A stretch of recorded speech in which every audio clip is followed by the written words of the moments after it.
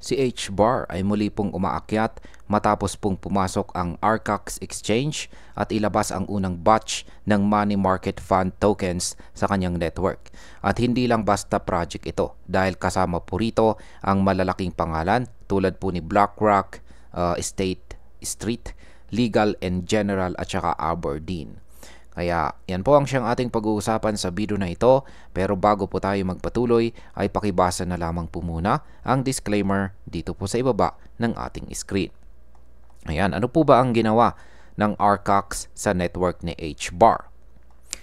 Naglabas po kasi si Arcax ng tinatawag na pool tokens sa Hedera.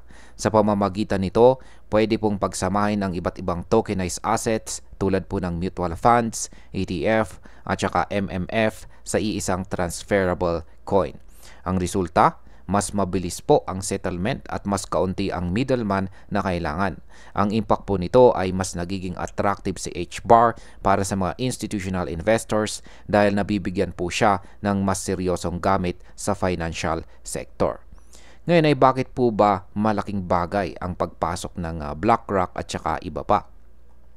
Isipin po natin, ang pinakamalaking asset managers sa mundo ay nagkaroon po ng dedicated tokens sa loob ng H-bar network.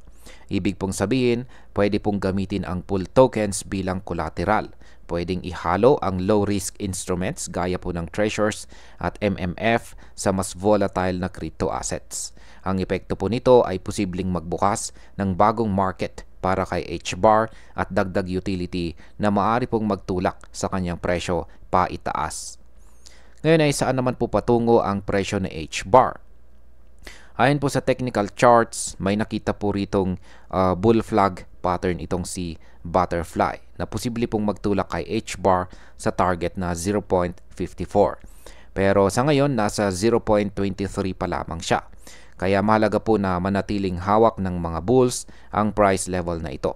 Ang trading volume naman ay nasa $222 million at tumaas ng 9.3% ngayong linggo. Pero malinaw din na may profit taking na nangyayari ayon po sa Chaiken Money Flow Indicator.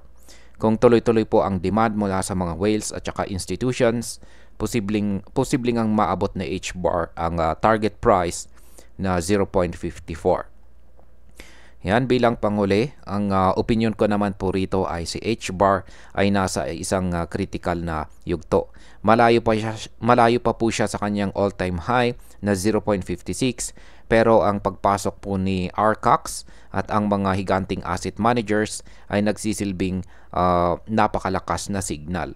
Kung matutuloy po ang kung magpapatuloy po ang adoption at saka liquidity, pwede pong makita natin sa H-bar na muling sumugod pataas. At ang target po na 0.54 ay hindi imposible sa mga susunod na buwan. At hanggang dito na lamang po tayo sa video na ito mga ka-crypto. Marami pong salamat sa panonood. Ingat po tayo lagi at God bless po sa ating lahat.